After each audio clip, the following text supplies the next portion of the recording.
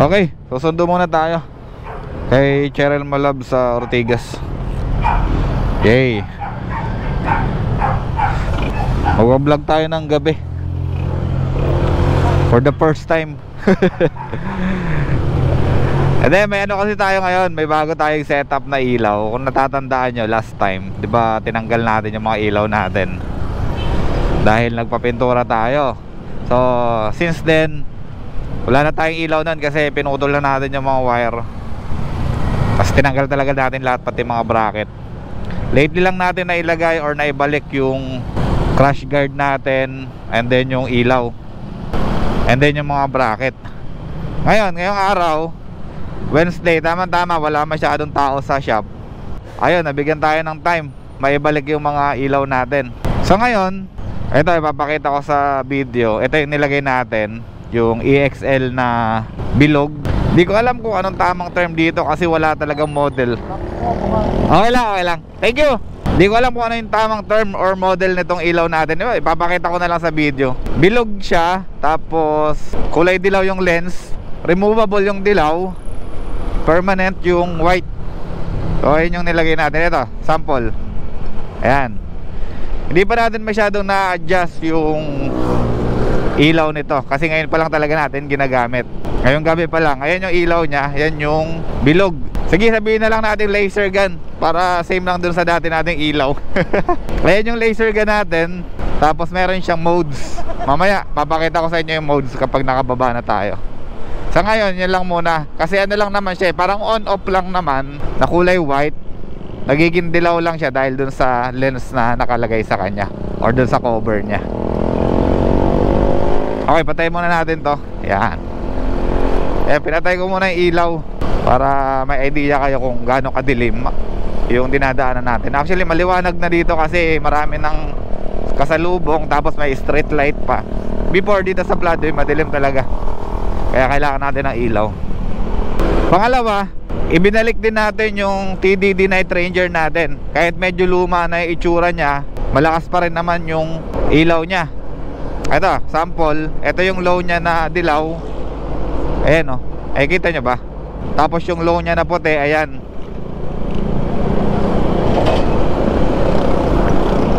At syempre yung high nya, ayan. Yung pinaka malakas na ilaw ng TDD Night Ranger, ayan. Yung part na yan.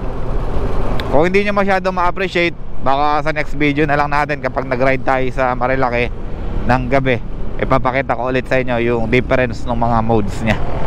Meron pa tong provision para sa Zenlo M5 Plus, yung 100 watts.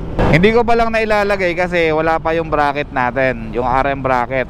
Last time kasi nag-install ako ng ilaw dito sa customer namin. Na-overlook ko yung stock namin ng RM. So wala na pala kaming RM na stock doon sa shop. Ang nangyari, pinahiram ko na lang yung RM bracket ko sa kanya. Sabi ko sa kanya, ibalik niya na lang within the week or kung kailan siya pwede, anytime, para mapalitan natin ng bago. Kasi that day, nagpa-deliver din kami ng RM version 2 doon sa supplier namin, which is dumating naman kaagad.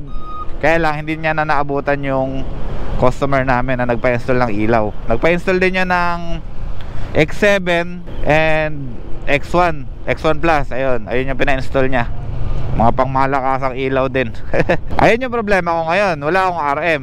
Kaya hindi ko pa mailagay yung isang set ko pa ng ilaw, yung sinasabi ko nga na M5 Plus 100 watts. Ayun, malakas din yun.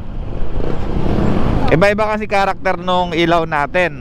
Meron tayong flood na yellow, ganito. Ayan. Tapos meron niyang blinker. Ayan.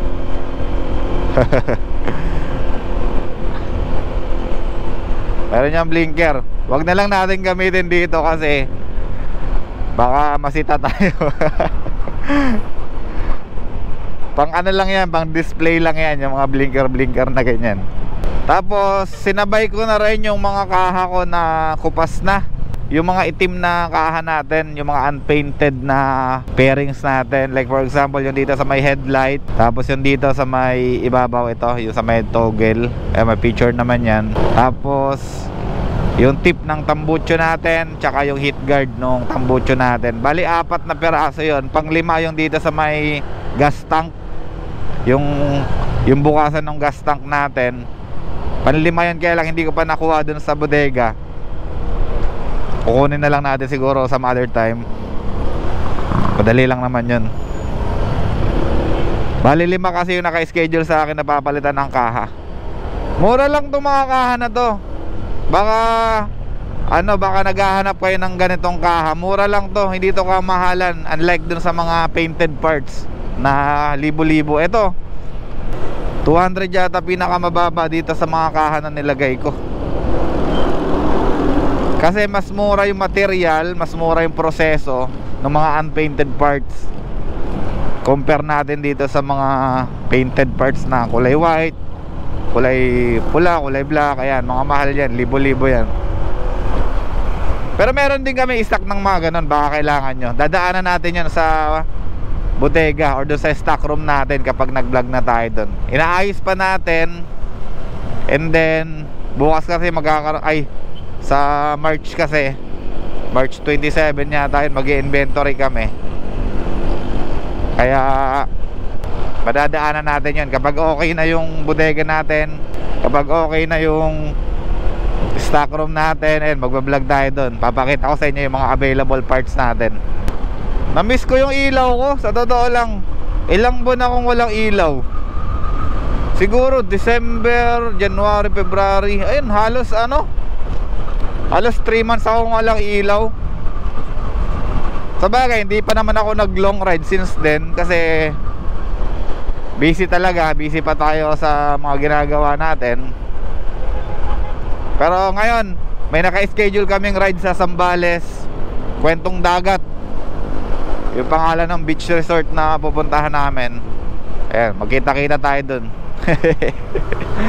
Sana makapag-vlog at sana matapos ang vlog.